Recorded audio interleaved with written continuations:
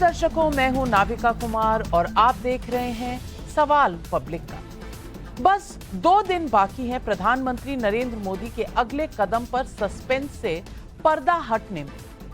आगे शनिवार रविवार है, सोमवार को संसद का स्पेशल सत्र की शुरुआत है। सवाल सबके मन में एक ही है, नरेंद्र मोदी क्या सरप्राइज देने वाले हैं इस बार। सवाल के साथ जवाब भी आता है, वो भी कॉमन है। सिर्फ 3 लोगों को पता है कि क्या होगा संसद में। सोमवार से 1 हफ्ते के विशेष संसद सत्र शुरू होगा। एजेंडे में क्या क्या है, इसे लेकर कुछ संकेत जरूर मिले हैं, लेकिन सरप्राइज फैक्टर पर चर्चा बाजार में थमने का नाम ही नहीं ले रही। पिछले सत्र के दौरान अविश्वास प्रस्ताव में नरेंद्र मोदी का बयान था कि मैंने 2018 में कहा था कि 2023 में फिर से आना है, लेकिन फिर भी आपने मेहनत नहीं की। आपने देश को निराशा के अलावा और कुछ नहीं दिया। मैं विपक्ष के रवैये पर कहूंगा, जिनके बही खाते बिगड़े हुए हैं वे भी हमसे हमारा हिसाब लिए फिरते हैं। क्या अब की बार संसद सत्र में नरेंद्र मोदी अपना हिसाब किताब देंगे और 2024 का एजेंडा सेट करेंगे? उधर विशेष सत्र का एजेंडा एडवांस में नहीं बताने को लेकर इंडिया अलायंस सवाल उठा चुका है। तो सोनिया गांधी की चिट्ठी में सरकार पर 9 वार पहले से तैयार है। सवाल पब्लिक का है कि क्या संसद के विशेष सत्र से 2024 की राजनीतिक युद्ध की शुरुआत होगी? क्या संसद सत्र में इंडी अलायंस के हमलों के जवाब में मोदी का माइंड गेम देखने को मिलेगा? यही है आज सवाल पब्लिक का।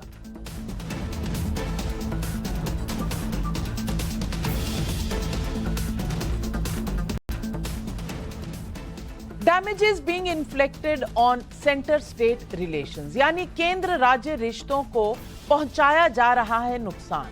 विशेष संसद सत्र के लिए कांग्रेस के एजेंडे में ये लाइन सोनिया गांधी की चिट्ठी में मुद्दा नंबर 8 के तौर पर दर्ज है। राहुल गांधी भी राज्यों पर केंद्र के कथित हमले के सिलसिले में ये कहते रहे हैं कि भारत राष्ट्र नहीं बल्कि राज्यों का संघ है।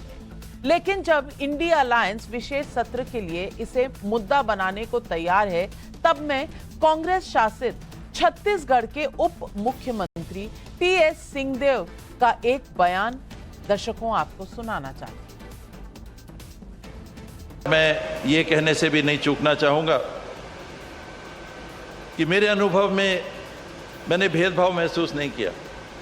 राज्य से हम लोगों ने अगर काम किया और मांगा तो बतौर हक, बतौर एक साथी केंद्र सरकार की ओर से कभी हाथ तंग नहीं रहे।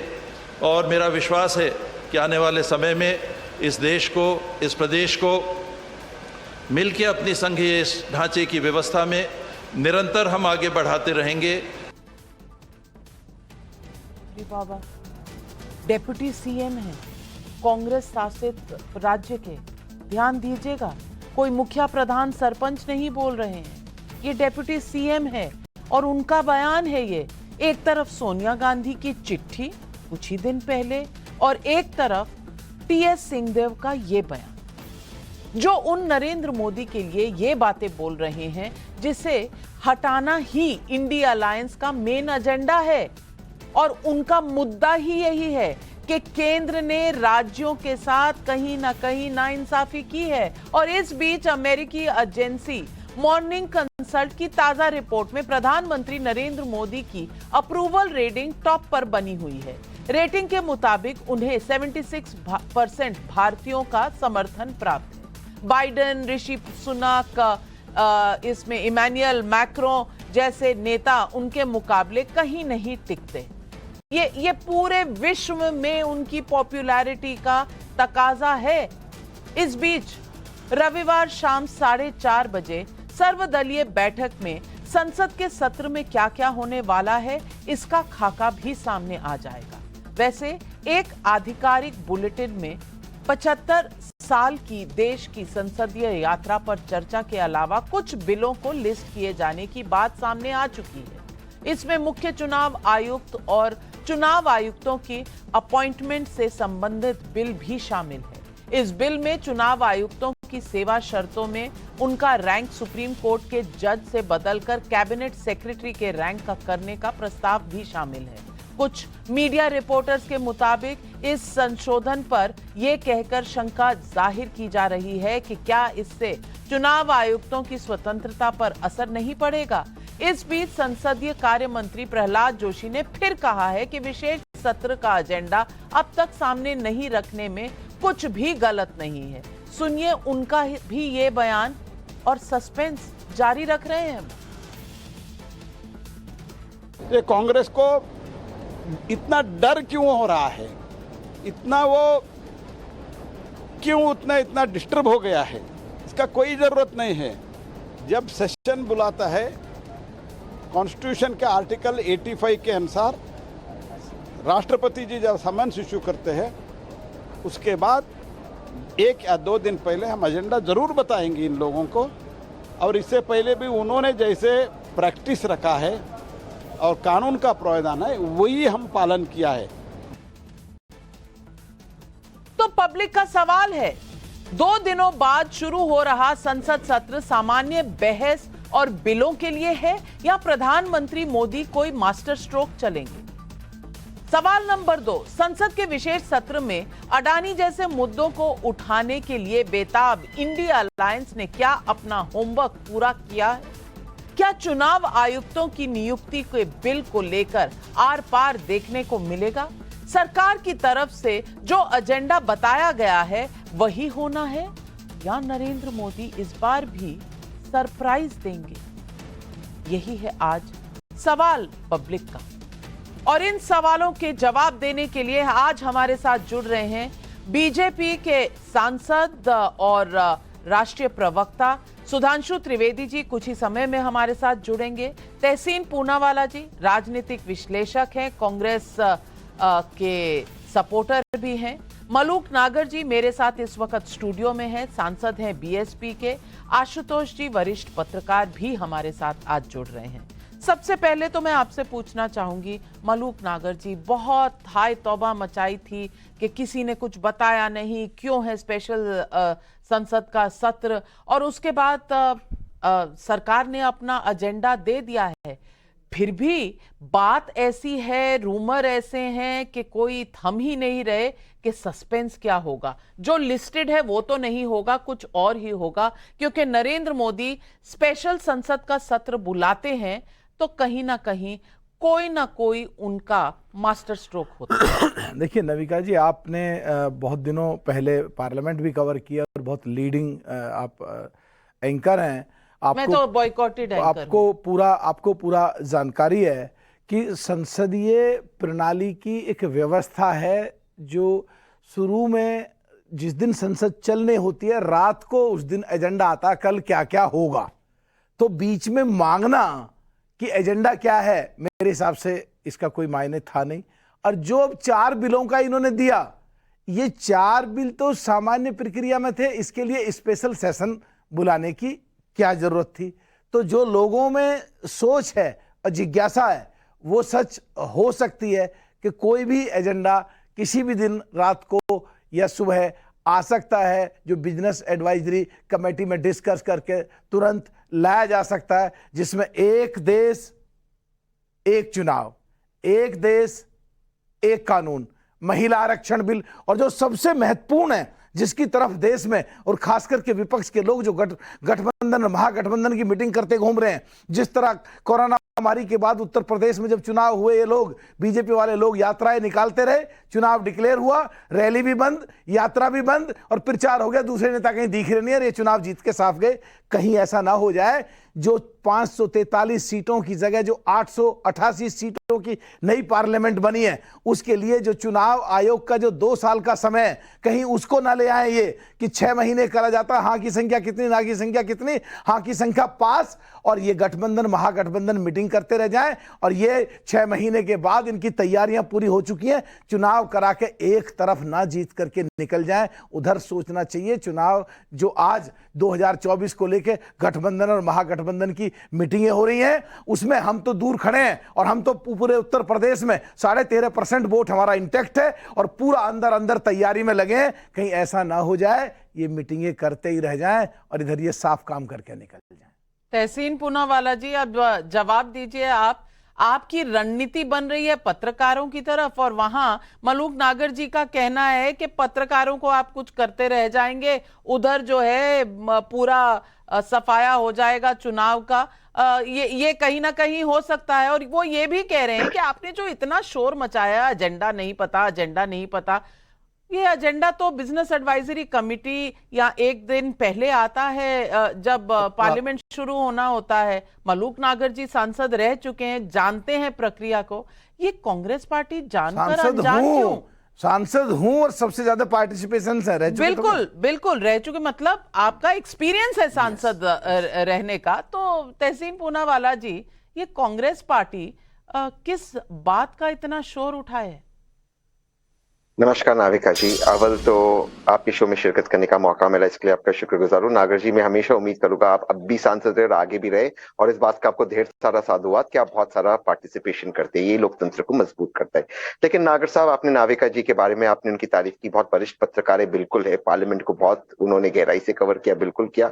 नाविका जी, आप मुझे बता दे, देश के इतिहास में कब हुआ है कि जब एक स्पेशल सेशन डिक्लेयर हुआ है, एजेंडा नहीं बताया गया है? ये आप बिल्कुल सही कह रहे हैं कि जब पार्लियामेंट सेशन चालू होता है, बिजनेस एडवाइजरी काउंसिल जो है वो मेंबर्स ऑफ पार्लियामेंट को बता देता है एजेंडा क्या है पार्लियामेंट का। लेकिन जब भी इस मुल्क ने एक स्पेशल सेशन डिक्लेयर किया है, जब भी, उसी वक्त एजेंडा क्या है देश के सामने होता है। आज इस देश में दुख की बात यह है कि माननीय सुधांशु त्रिवेदी जी, माननीय आप, नाविका जी, आशुतोष भाई, आप किसी को नहीं पता, जैसे आपने स्वीकार किया, कि एजेंडा क्या है। बस मैं यही चाहता हूं कि आज हम जब अमृत काल में रह रहे हैं, हम 75 इयर्स ऑफ इंडिपेंडेंस सेलिब्रेट कर रहे हैं, हम कह रहे हैं कि हम मदर ऑफ डेमोक्रेसी है, तो मदर ऑफ डेमोक्रेसी में नागर जी जैसे एक वरिष्ठ एमपी को, सुधांशु त्रिवेदी जैसे एक ज्ञानी एमपी को, नाविका जी जैसे और आशुतोष जी जैसे वरिष्ठ पत्रकार को, और मेरे जैसे छोटे देश के सेवक को क्यों नहीं पता कि एजेंडा क्या है? हाँ, आपने कोई रूल नहीं तोड़ा, लेकिन आपने कन्वेंशन तोड़ा है, और इस बात को आप भी स्वीकार करेंगे। क्लास प्लीज नाविका जी, मैं क्लैरिफाई करते अपनी बात को समाप्त कर दूं। मैं किसी का सपोर्टर नहीं हूं, मैं एंटी बीजेपी हूं, मैं सिर्फ इंडिया, दैट इज भारत का सपोर्टर हूं। किसी के सपोर्टर नहीं है क्या? हो मैं इंडिया का सपोर्टर हूं और एंटी बीजेपी हूं, इसको क्लैरिफाई कर दिया। आशुतोष जी, आप इस बात पर क्यों मुस्कुरा रहे हैं? अगर तहसीन पूनावाला जी कह रहे हैं किसी के सपोर्टर नहीं है, इंडिया अलायंस तो इस वक्त मीडिया कमिटी बस वहां पर बहुत एक्टिव है, बाकी तो अभी काम वर्क इन प्रोग्रेस है। नहीं, हमें तो इसकी तारीफ करनी चाहिए कि तहसीन पूनावाला इतनी बेबाकी के साथ अपनी बातों को रखते। बहुत सारे लोग तो अपनी बात को रखते भी नहीं और छुपा लेते।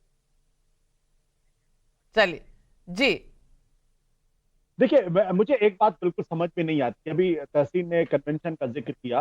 पार्लियामेंट की हिस्ट्री में नियम कायदों से ज्यादा कन्वेंशन का जिक्र होता है, और अगर कन्वेंशन नहीं होती तो इंग्लैंड की जो पार्लियामेंट है वो चल ही नहीं सकती, उसके बाद कोई रिटन कॉन्स्टिट्यूशन ही नहीं। तो कन्वेंशन बहुत होती है क्योंकि वही संविधान की मूल आत्मा दरअसल करती है। एक दूसरे का लिहाज होता है, एक दूसरे के को लेकर एक चिंता होती। मुझे ये बात कभी समझ में नहीं आएगी कि अगर लोग ये पूछ रहे हैं कि आप स्पेशल सेशन किस लिए बुलाए, बता दीजिए। तो ये बात सरकार को नहीं बताना। बहुत बहुत सिंपल सा छोटा सा प्रश्न, इसमें ना नियम का जिक्र है, ना किसी कन्वेंशन की बात। विपक्ष को इतना तो हक है, और मेरे जैसे पत्रकार को इतना है कि सरकार ये बता दी किस लिए हमने बुलाया है। अब वो कन्वेंशन में आता नहीं आता, मैं उसमें पचड़े में पड़ने ही नहीं। मेरा मानना है कि कोई चीज तब नहीं बताई जाती है जब आप कोई चीज छुपानी हो, या कोई चीज आप गुप्त रूप से, गोपनीय तरीके से करना चाहिए। अगर आप गोपनीयता बरतना चाहते हैं तो लोकतंत्र की बुनियादी जो आत्मा है उसके खिलाफ बात। और अगर आपको लोकतंत्र में यकीन है, पारदर्शिता में यकीन है, ट्रांसपेरेंसी में बिलीव करते हैं, तो बता दीजिए, उसमें कौन सा छुपाना है। हम थोड़ी ये कहने जा रहे हैं कि देश के प्रधानमंत्री कोई भारत विरोधी काम करने वाले। सबको मालूम है कि देश के प्रधानमंत्री देश के हित के लिए कोई बात करेंगे। अगर देश के हित के लिए कोई बात वो कर रहे हैं, और मैं मानता हूं देश के हित के लिए कोई बात करेंगे, तो फिर बताने में क्या दिक्कत? चलिए, सुधांशु त्रिवेदी जी, आशुतोष जी या विपक्ष की पार्टियां जानना चाहती हैं आप क्या करने वाली हैं।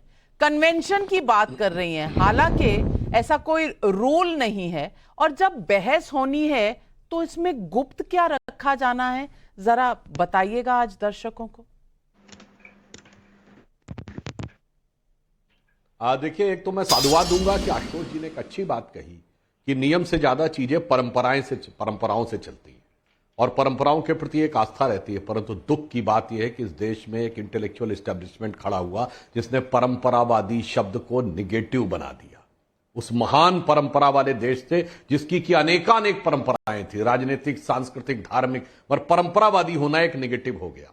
खैर, ये एक अच्छी बात है, परंपरा को माना गया। अब मैं कहना चाहता हूं, बताया तो गया, 5 दिन पहले तो एजेंडा बता दिया गया, नोटिफिकेशन के साथ ही बता दिया जाए, यह कैसे संभव है? क्योंकि रूल यह कहता है कि बिजनेस एडवाइजरी कमेटी में तय होना चाहिए, उसके बाद एजेंडा बताना चाहिए। उसके बाहर कौन व्यक्ति अधिकृत है यह बताने का, एजेंडा ये मुझे बता दिया जाए कि जब तक बिजनेस एडवाइजरी कमेटी की मीटिंग ही ना हो, जैसे कैबिनेट की बैठक ही ना हो, इसके बावजूद ये बता दिया जाए कि कैबिनेट ये पास करने वाली है, ये डिमांड करना वैसा ही है। इसलिए बाकायदा एक नोटिफिकेशन होता है, निश्चित समय के बाद 4-5 दिन पहले बिजनेस एडवाइजरी कमेटी की मीटिंग होती है, उसमें एजेंडा जाता है। 1 दिन पहले ऑल पार्टी मीटिंग होती है, 17 तारीख को शाम 4:30 बजे ऑल पार्टी मीटिंग है। तो जो हो रहा है नियम के अनुसार भी हो रहा है, परंपरा के अनुसार भी हो रहा है। परंतु अब तो नई परंपरा बवाल करने की हो गई है, नई परंपरा डिस्कशन करने की नहीं है। तो विपक्ष भी जो कर रहा है वो उसी परंपरा के अनुसार कर रहा है। मैं पूछना चाहता हूं, सोनिया जी ने काहे चिट्ठी लिखी? उनके तो 2 नेता प्रतिपक्ष हैं, उन नेता प्रतिपक्षों को इससे पूछती हैं कि भाई आप बताइए कब होगा, क्योंकि वो तो बिजनेस एडवाइजरी कमेटी के मेंबर है। बगैर नेता प्रतिपक्ष से पूछे हुए एजेंडा नहीं तय हो सकता। मैं नेता प्रतिपक्ष को नहीं लिखना है, चिट्ठी लिखना है। और टेक्निकली इस समय सोनिया जी क्या है भाई? अगर वो संसदीय दल की नेता है, जो कि एक संवैधानिक पद नहीं है, पार्टी का पद है, और अब यूपीए तो रहा नहीं, तो यूपीए के अध्यक्ष नहीं, यूपीए का तो इंडिया में विसर्जन हो गया, उसको तो श्रद्धांजलि दे दी गई। तो अब आप टेक्निकली सोचिए आपकी पोजीशन क्या है कॉन्स्टिट्यूशनली, और आप अपने पार्टी के कॉन्स्टिट्यूशनल व्यक्ति से ना पूछकर सीधे पूछ रहे हैं। तो यह अपने आप में दर्शाता है कि आपके मन में आप पिछले कई सत्रों से जो व्यवधान उत्पन्न करने की परंपरा है, उसी मानसिकता में नजर आ रहे हैं।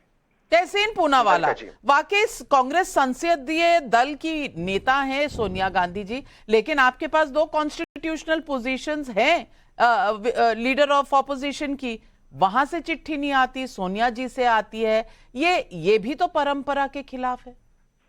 बिल्कुल नहीं, वो कांग्रेस पार्लियामेंट्री पार्टी की हेड है और उनका पूरा अधिकार बनता है। सुधांशु जी बता दे कौन सा नियम तोड़ा है।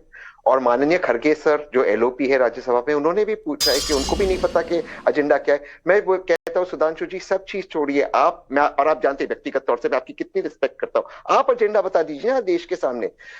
ये देश का कन्वेंशन, जैसे आशुतोष भाई ने कहा है, जब भी रहा है, 95 में स्पेशल सेशन हुआ, 61 में हुआ जब अटल बिहारी वाजपेयी जी ने कहा था वॉर के समय पंडित नेहरू के एक स्पेशल सेशन बुलाया जाए। जब भी स्पेशल सेशन हुआ है उसी वक्त जब अनाउंस होता है एजेंडा सामने आता है।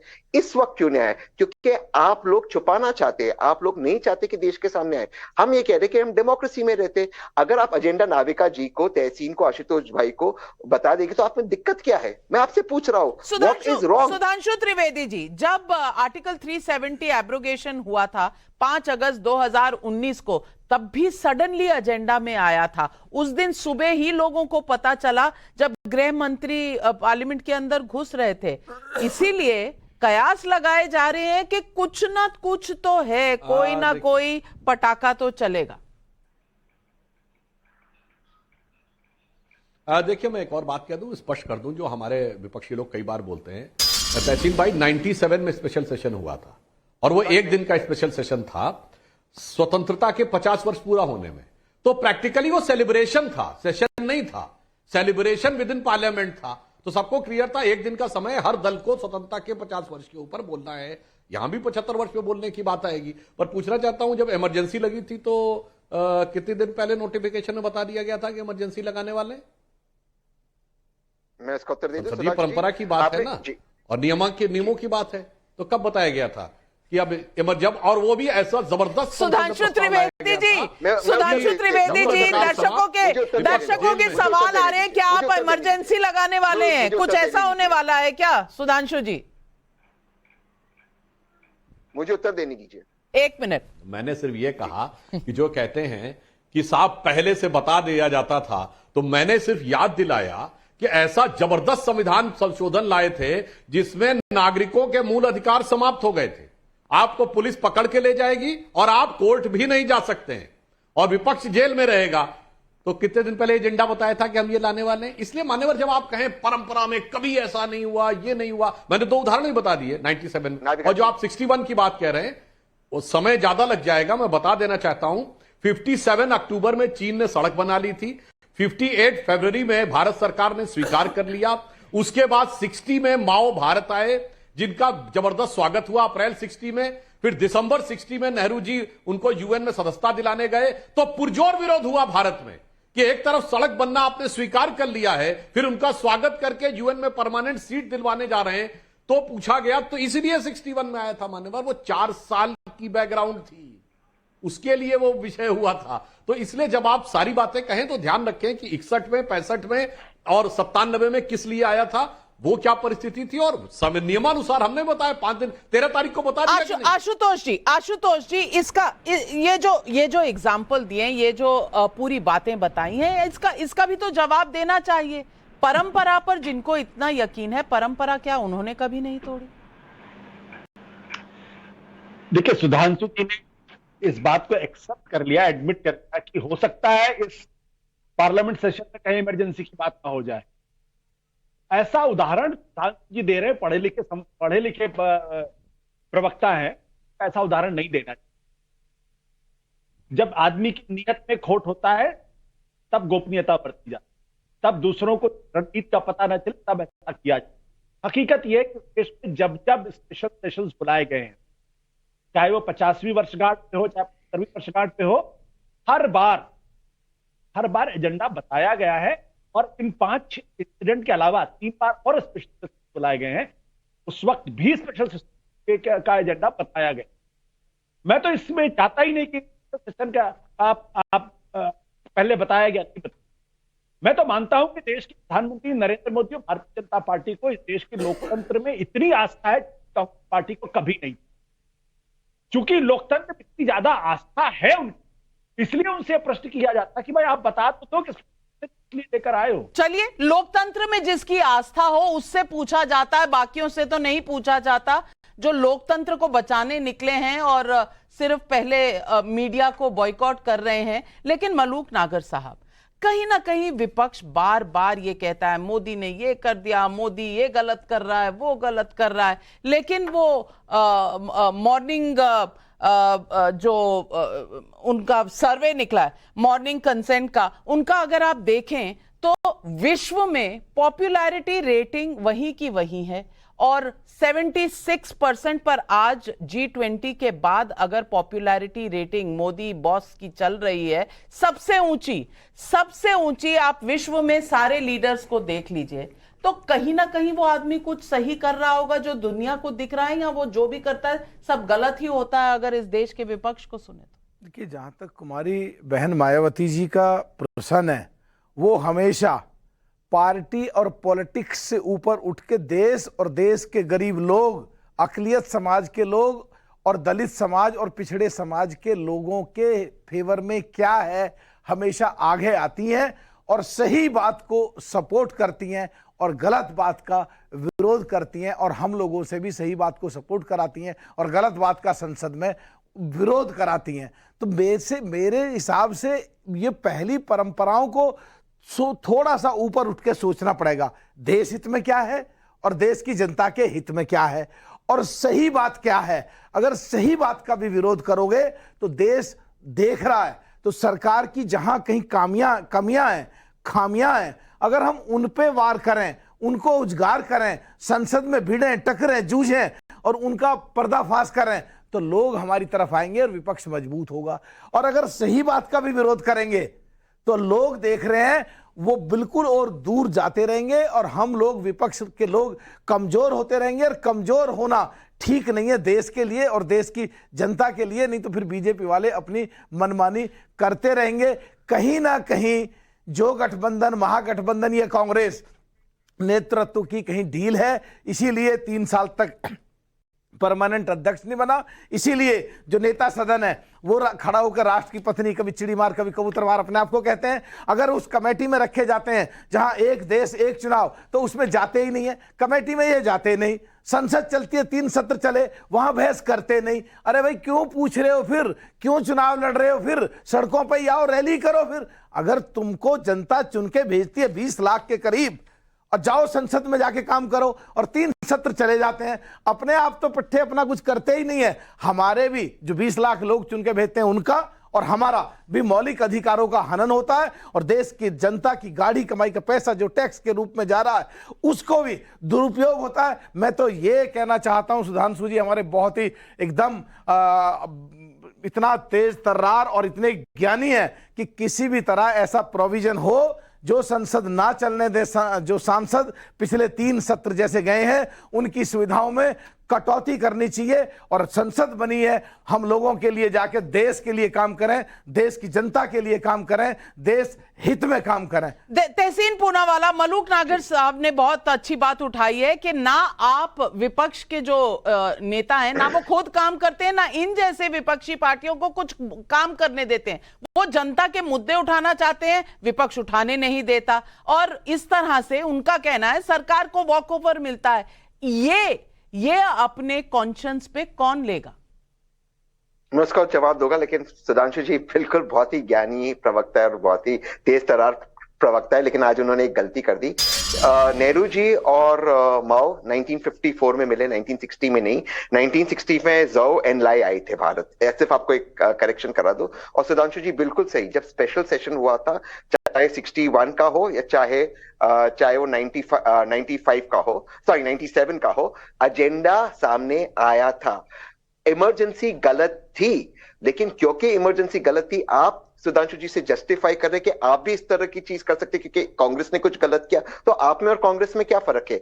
जहां तक सवाल नागर जी का है, नागर जी कांग्रेस की विपक्ष की प्रेरणा तो माननीय सुषमा स्वराज अरुण जेटली जी से।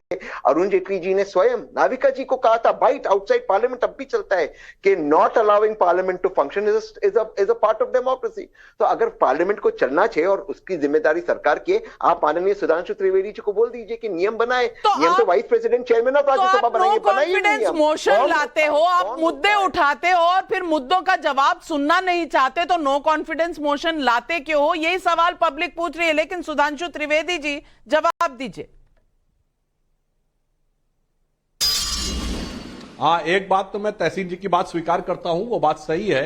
1960 में अप्रैल के महीने में चाउ इनलाई आए थे, माओ नहीं आए थे। वो मैं अपनी बात का करेक्शन करता हूं, वो बात की बात सही है।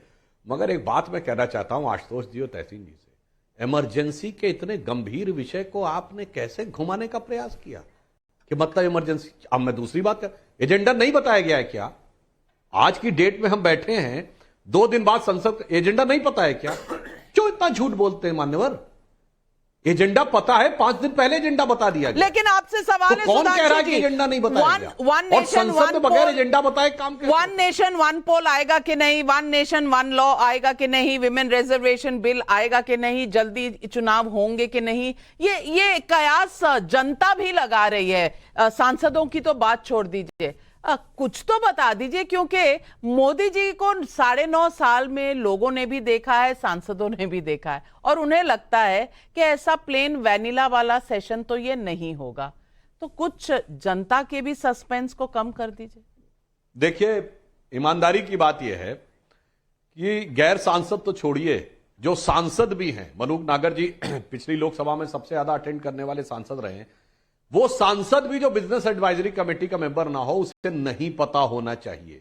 यदि कोई ये दावा करे कि पता है उस स्थापित व्यवस्था के बाहर, तो यह असंवैधानिक है। हां, इनकी सरकार में हो सकता, उनकी सोच सही है कि प्रधानमंत्री से पहले एक ऐसे व्यक्ति को निर्णय पता होता था जो कैबिनेट मंत्री भी नहीं होता था, वो त्याग की प्रतिमूर्त rank of the cabinet minister पे था।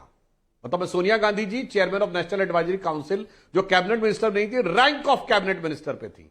और मैं याद दिलाऊं, 2007 में पीएमओ ने एक नोट भेजा था सारे मंत्रालयों को कि कृपया अपने विभागों की जानकारी पीएमओ को भी बता दिया करें, क्योंकि विभाग के निर्णयों की जानकारी है नहीं मंत्री बता देते पीएमओ को। सीधे 10 जनपद थे, खटाखट चलता था। और इनके यहां ऐसे थे दिग्विजय सिंह जी, वो कह देते थे कि मुझे बताया है आईबी के फला अफसर ने। मेरे भाई, जो व्यक्ति गवर्नमेंट का हिस्सा नहीं है, इंटेलिजेंस का ऑफिसर उनको कैसे बता रहा था? तो इनको अपना अनुभव याद होगा कि संवैधानिक व्यवस्थाएं, कानूनी व्यवस्थाएं उन्हें तार पे रखकर पता होना चाहिए पहले से कि क्या हो रहा है। और इतना पहले पता होता था कि ब्लास्ट होता नहीं था कि दिग्विजय सिंह कह देते थे कि देखो देखो देखो इसमें तो हिंदू आतंकवाद बनाएंगे, तो समय से पहले भी पता होता था। तो अगर आप अपने नजरिए, अपने चश्मे से देख रहे हैं तो जनाब वो दिन लद गए जब उस्ताद लल्लू खां फाख्ते उड़ाया करते थे। अब सब कुछ नियम से होता है, व्यवस्था से होता है और संवैधानिक परंपरा से होता है। आशुतोष जी मुस्कुरा रहे हैं, मैं आपके पास आ रही हूं, लेकिन पब्लिक के सवाल है।